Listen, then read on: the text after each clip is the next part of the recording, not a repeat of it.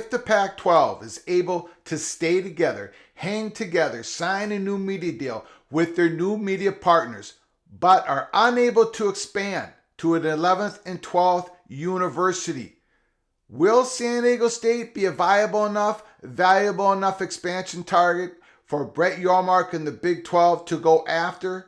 Welcome to episode 181 of College Football's Peek Around the Corner with your host, Greg Pflugar. We cover everything in college football because we love everything in college football. And if you do as well, please subscribe to our channel. Smash that like button if you like our content. Share the video with your family and friends. Let's not waste any more time. We're going to be hitting a Barry Tramel, the Oklahoman, the Barry Tramel article from yesterday, discussing the possibility. Should San Diego State be a Big 12 expansion target? Now, yesterday we talked about Fresno State, the mayor, trying to do things to make sure that they remain a target for Big 12 expansion. A lot of comments that came in. I got a lot of DMs on Twitter saying that no, Fresno State should not be a target for expansion with the Big 12. A lot of Big 12 fans voiced that opinion to me. Even if the Big 12 was unable to expand with any Pac-12 schools, Fresno State should not be an expansion target. Does the Big 12 fans, do they think the same way about San Diego State? Again, let's quickly go through this article. I'll give you my thoughts and comments. After the end of the article, give me your thoughts and comments in the comments section below the video. Tramel Scissor Tales. Should San Diego State be a Big 12 expansion target? The San Diego Padres were introducing starting lineup Saturday evening. This was fantastic. When 1,468 miles away in Houston, Lamont Butler's jump shot floated into the air, and when the Butler shot swished, giving San Diego State a 73-72 thriller over Florida Atlantic in the Final Four, the Padre crowd back at Petco Park erupted. They went crazy. You saw the videos all over the place on social media. It was fantastic. Modern technology and community spirit created the moment. San Diego is a city that once claimed 3 major league franchises: football's San Diego Chargers, baseball, Padres, the NBA's Rockets from 67 to 1971, and the San Diego Clippers from 78 to 84. But the Rockets went to Houston, and Clippers and Chargers to Los Angeles. Only the Padres remain. Leaving the San Diego State Aztecs are the second most prominent sporting enterprise in San Diego County, which sports a population of 3.3 million, making it bigger than Utah or Nevada. Aztec football is solid. Good tradition on the mid-major level. Double-digit victories in 5 of the last 8 seasons. A sparky new home, Snapdragon Stadium, which opened last season with 35,000 seats. And now San Diego State basketball has reached the summit, with Southern Cal and UCLA headed to the Big Ten in summer of 2024. The scrambling Pac-12 seems likely to come calling on the Aztecs. They need to, they have been, try to get back a piece of the Southern California market. But a Big 12 Commissioner Brett Yormark is dead set on expanding the Conference West. Why wouldn't San Diego State be a prime candidate?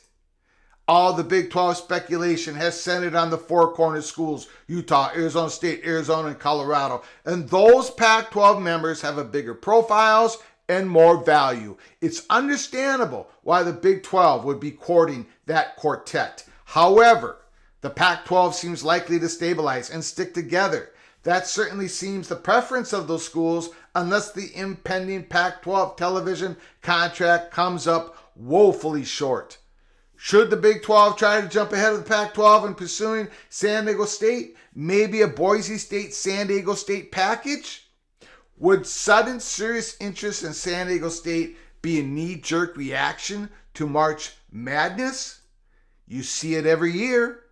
The coach of a Cinderella team gets hired by a Power 5 school. A ball bounces a certain way, an upset occurs, and the school hands over its program to a one-hit wonder coach. Seems squishy. But that would not describe San Diego State. The Aztecs' competitiveness in football and basketball is long-standing. The San Diego State is not a newcomer to basketball success. No, they are not. The Aztecs were 30-2 and projected as the number 1 seed when the 2020 NCAA tournament was canceled by a pandemic. The Aztecs have been to 10 of the last 13 NCAA tournaments in a mid-major conference, the Mountain West, that is quite competitive. San Diego State has won at least 20 games every year since 2020, 2005, and 2006, except for in 2016 and 17. And that year, the Aztecs went 19-14. The Aztecs would be competitive. But how about their marketability? Does San Diego State have enough profile? In football, Snapdragon seats 35,000. The Aztecs average 29,225 per game. Nothing wrong with the 35,000 seat stadium. Cincinnati's Nippert Stadium adds seats 38,000, and I'm bullish on the Bearcats. The Aztecs only averaged 29,225 in 2022, and that's not great. The Aztecs Vijas Arena was built in 1997 and is a quality coliseum, seating 12,414 for basketball and good enough to host an NCAA tournaments. San Diego State has been producing virtual sellouts. Very nice. Getting into the SoCal market is good for marketing and recruiting for both Pac-12 and Big 12. But markets don't matter as much for television these days. Individual fan bases are more important as we move closer and closer to streaming heavy contracts. Good example. San Diego is a much bigger market than Boise, Idaho, but Boise State has a bigger national brand, courtesy of that blue field and more than a decade of the late night football and ESPN, and maybe even a 16-year-old Fiesta Bowl that fans can't forget. A victory in the Fiesta Bowl over Oklahoma. Of course, an NCAA tournament runs impacts the brand too. And given a San Diego State a bigger platform than the Mountain West, the Pac-12, or the Big 12, its brand would flourish. I absolutely agree with that. The Aztecs are like the Texas Christian and the Central Florida and Cincinnati and Houston, all updated their facilities and programs without waiting on massive media money from the Power 5 affiliation. That's impressive.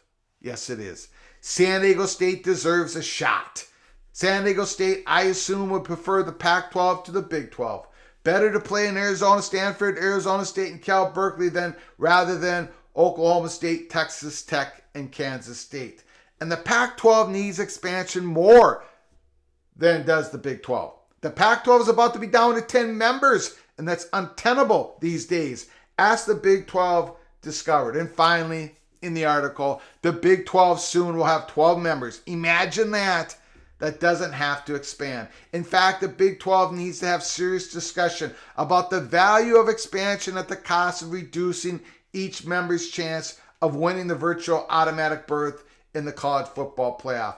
But if the Big 12 does have the itch to expand and the Four Corner schools aren't coming, San Diego State at least offers a solid candidate. So that's Barry Tramel. Give me your thoughts and comments on what you agree and disagree with that analysis from the great legendary writer from the Oklahoman. I'm going to give you my thoughts right now. Of course, Brett Yormark would take San Diego State in a heartbeat if they're not able to get any of the Pac-12 schools. Now, I know a lot of Big 12 fans are saying, but look at the pro rata. It only involves P5 schools. In other words, ESPN will only guarantee that they'll bring in a Power 5, a Pac-12 school into the Big 12 at a full rate, no discount rate. You won't reduce the slices of the current Big 12 schools. I get it. I understand it. But you cannot, if the Pac-12 stays together, hangs together, gets a media deal, but are unable to expand further, if they have to stay a 10-member school, or even if they're looking to expand, Brett Yormark has to target and has to go get San Diego State if they are available, if they remain available. Brett Yormark, when he struck that deal with ESPN and Fox Sports way earlier than scheduled, remember he moved at 18 months and got the deal done. He's had talks with ESPN. He's had talks with Fox Sports. Brett Yormark has been going and saying that he wants to have a national conference from all the way to East and West, and he wants that West because he wants that valuable fourth window, that time slot, to offer his new media companies. His new media, they're not new, they're current and former media companies, media partners. But Yormark wants to set down a precedent. He wants a history of having that fourth window. He wants to build value for his conference. So in the next meeting negotiations, when he sits across from ESPN and Fox, he can look at them in the eye and say, look what we gave you. Look at the value we gave you with having that fourth window open for basketball, Gonzaga, and for San Diego State or Fresno State or former Pac-12 school.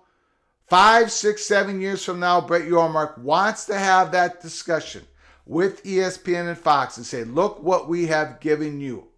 That's why he wants that fourth time window right now. And if he can't get into the Pac-12 schools, of course, they're top of the domino, right? Colorado, Arizona State, Utah, those are his number 1 through 4 targets. But number 5 has got to be San Diego State.